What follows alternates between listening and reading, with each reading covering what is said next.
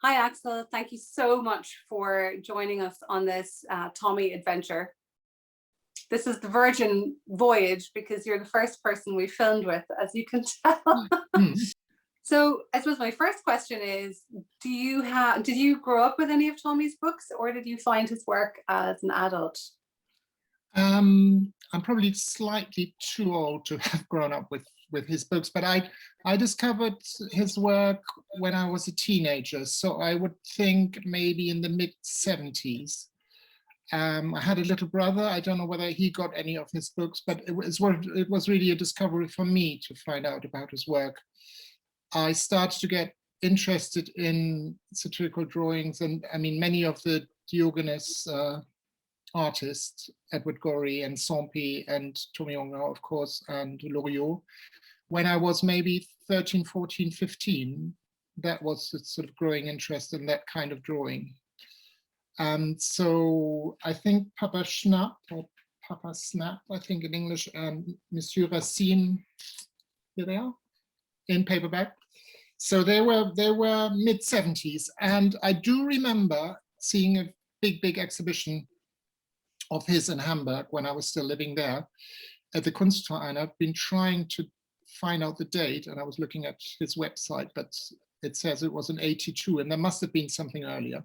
And I remember being really excited seeing the originals. It was about the time, I mean, the Liederbuch was already, the big songbook was already exhibited. And yeah, it was very exciting for me to discover his work, and probably also crucial in my, although at that moment, I always loved art and I always loved drawing like most illustrators, but at that point, without ever thinking of becoming an illustrator, I think subconsciously there must have been a sort of influence, a great influence of his on me and my work. And I'm interested to know, like, what sort of conceptual door opened for you, you know, through Tomi's work, maybe. Yes, I think it's his all, and I'm really the greatest fan of his earlier work, and the sort of 60s and 70s. Exactly that period that I showed you here. And I think it's his approach to drawing, his view of the world, I think, as well, the slightly absurdist, nonsensical, especially of the Papa Snap stories. That's the English title, isn't it? Papa Snap. Yeah. Papa Schnapp in German. I love his sense of humor, his sense of absurdity. I like his way he draws, and I think that's probably a great subconscious influence, the little things that happen on the side of the illustrations, rather than just, I mean, they're so rich in funny little details. So that's something that was important for me, I think, without thinking or analyzing much. And I never sort of set out to copy his work, and I couldn't, because he's so brilliant and far much better at drawing than I ever was. So I think that is very important. But then I also discovered, of course, his satirical work, like the America book, or and I loved that as well, and his posters. I think that is very important for me to have an artist who is so versatile, who has got so many different styles and approaches to drawing. That was very exciting to see. And yes, generally his attitude towards children's books, I think he always took children very, very seriously and had a great respect for children. His slightly anarchic and rebellious way of thinking in his picture books is something that impressed me, and that I'm still admirative of. Although the restrictions for me as an illustrator are much bigger than, I mean, I think it was his personality, one thing that he would never accept, sort of publishers tell him how to draw or which way to draw. But I think also that there was probably more freedom in those days, in the 60s and 70s, so he could do more what he wanted to do. I think my restrictions with British publishers especially, they are very, very careful and much more restrictive than they would be then. I mean, if you're comfortable talking about that a little bit more, I'm actually really curious about, and I think lots of people, watching this would be curious about how that works, that process, those kinds of discussions, I suppose, that happen with the publishers, and where that carefulness, or maybe sometimes even conservatism, kind of comes in. Yeah, we were going to speak about Tomi and not about me. Yes, but I think for me, yes. It's on a spectrum, because it's certainly something that Tomi hated. He absolutely hated it. I know there's a story he told me where, and it wasn't Ursula Nordstrom and Harper, but it was someone later on. I think it was actually one of the British publishers. They wanted to change the cover of The Three Robbers because there's a blunderbuss. Yes. Or sorry, it was the axe on the cover. They didn't want to show an axe on the cover of a children's book. And we certainly still have discussions with the publishers. Yes. Not with Diogenes Verlag, I can say, but some of the other publishers. Sometimes there are issues that they raise. So I am curious about how that might be changing, or if you've even noticed it changing over time, or Yeah. Well, there's always the question of, and I would imagine he, as you just described, he would never be somebody who would compromise in his artistic decisions and his artistic vision, while I was much more obedient, I think, right from the beginning, and willing to compromise. I remember one of my first books that I did with Julia Donaldson was A Squash and a Squeeze, and I drew there's a story about a little old lady who lives in a house and takes in all her animals based on a Jewish folktale, I think. So I drew the little old lady like a little old lady, and at that time I was drawing like I had quite a spiky line, big pointy noses, and she looked kind of old and not on my initial sketches. And then the publisher said, oh no, we want her to be a little bit more round and friendly and nice and cuddly. And I compromised immediately. And it's interesting. It's a decision one has to make, I think, at the beginning of a career, working in picture books now. Do you want to compromise? And I think the French publishers have a lot more respect for the artistic, for the creator, than the British. But on the other hand, I think the publishers know, A, they know what sells, B, they know it's an interesting question, and I can only speak from my experience that I've always been compromising, and maybe compromising too much. I'm sure Tomi wouldn't have approved of that. We had a conversation. Well, the realities are the realities. Tomi is also a very pragmatic person. I think he was, because of maybe the time that he started out in, combined with the level of success that he had pretty early on, he probably had more autonomy to some degree. But if you're starting out and you want to make a dent, and create a career, it's definitely much harder, I think, Yes. No, I would agree. Well, yeah. One thing I always wonder about, though, is, adults' idea about what children want, and then children's idea about what they want, That is a great, interesting theme as well, yeah, because I think publishers are very more hesitant to confront children with certain subjects, and Tomi didn't have any taboos, it seems, and there would be death, and there would be violence, and there would be weapons, and a lot of the things publishers would not literally wouldn't want to touch, an axe or a blunderbuss, is that what it's called? Yeah. And I think, but children they like to be frightened, they like to think about death, and I know there are many books that are dealing with it, but still publishers being hesitant about certain subjects. And I wouldn't say any subject could be in a picture book. I don't know how he would have thought about that. That'd be interesting. but yeah, I think children can be, we can trust them more and confront them with more things than many adults think. I mean, I was just,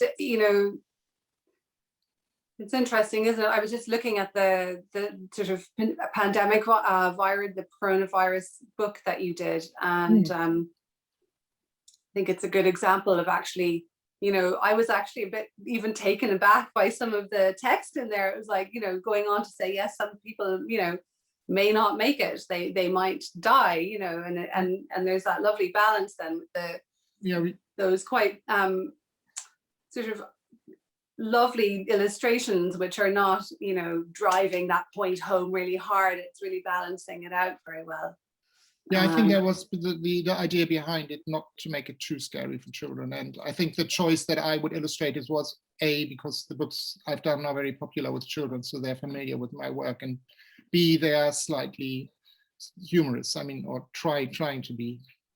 Yeah. I mean, again, it's probably a similar approach of drawing people. Like, I mean, Tomi has done so many different styles and variations, but this humorous view on life and drawing is there. I mean, there's also the absurd, and I'm really curious about how, Papa Schnapp, or Papa Snap, as we say in English, is kind of up there for you. For me, it's one of my favorite books as well. So, like, one of the things we might do in the post-production is we can put an image from the book on the screen, and then we'll just hear you speaking about it maybe in the background. So nice. I don't know if there's one story you like in particular, or a drawing that you want to talk about maybe. Well, I haven't read it for a while, but I do love the big scenes with all the little details. And of course that's, oh no, sorry, that's Racine. Sorry, Monsieur Racine. Can be either book. Totally. Yeah, I mean, that would be my favorite. the little bear, I guess, sitting. Can you read it? I've got the German one. Do you want it in German? Yeah, sure. Jeden Tag, ob Sonne, Regen oder Wind, geht zum Strand hinunter, sitzt auf einem Fels, liest oder träumt. Hat keine Freunde, hat keine Feinde, lebt in Frieden, keiner kennt ihn. Nicht einmal seinen Namen. Yes, so no, I do love. I like all the little stories in that book. It's wonderful, and the drawings. Yeah, but yeah, as I said, I did like all his different approaches, and I think what is very important for me is his political engagement and his pacifist views, his anti-racist views that came over when he was in the States, and his posters, and also, of course, the book about his childhood is very important for me as a German, and I do. Again, I've got the German one, Die Gedanken sind frei.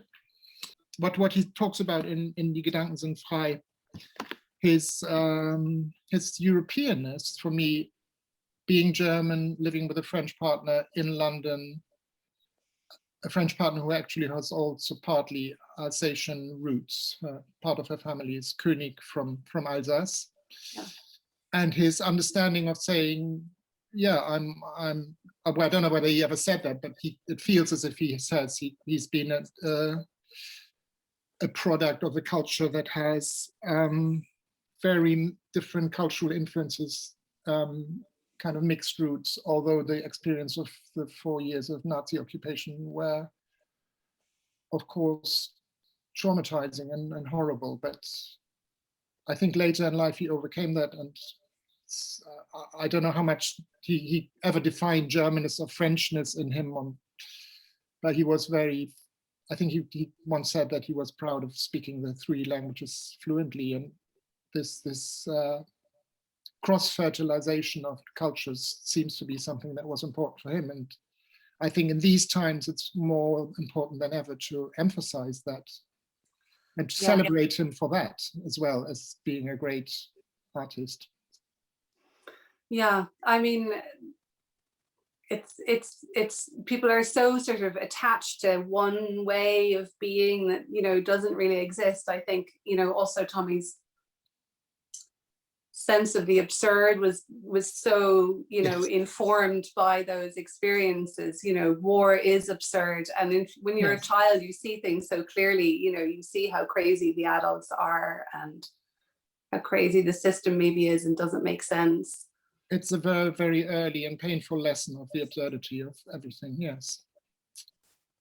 I'm wondering, in terms, like, so I'm noticing that, like, you actually have quite a lot of Tomi's books there in I your do. Yes. cave.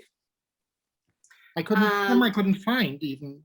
I've got some in storage, so they might be there. But I love there's a little Diogenes fairy tale, the Grimm, his retelling of, and that's one of my favorites as well. The Kleine Märchenbuch or something. Yeah. Yeah. Yes. Great. Yeah, but I do have many of his works, except, as I said, the later work I sort of lost him a bit there.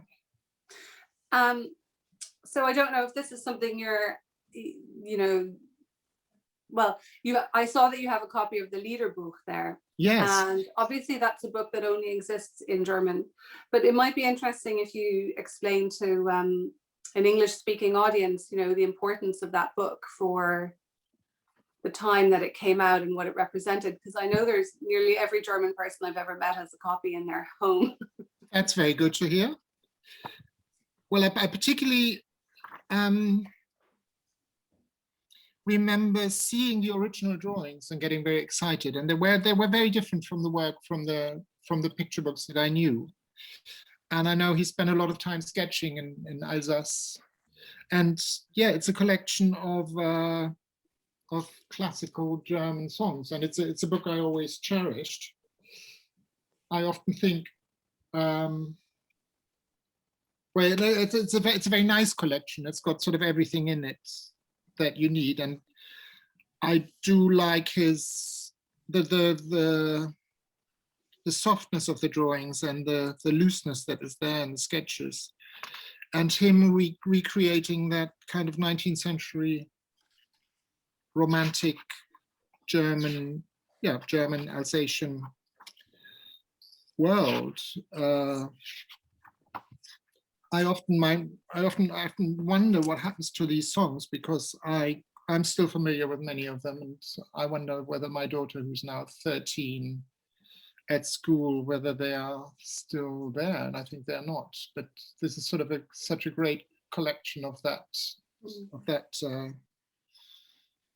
work. It's a classic, I think, and obviously difficult to translate into another world. Yeah, and I think I know that I've been told before by a couple of people that at the time it came out in the sort of mid 70s, you know, it was kind of a big deal also because there were a lot of songs, you know, I think it was still a time when people maybe found it difficult to feel proud of their Germanness and to celebrate it.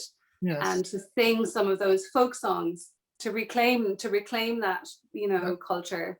That would have been a time when that was happening, because obviously they were misused by the Nazis and sung by the Nazis, and so they were sort of slightly soiled and needed to be.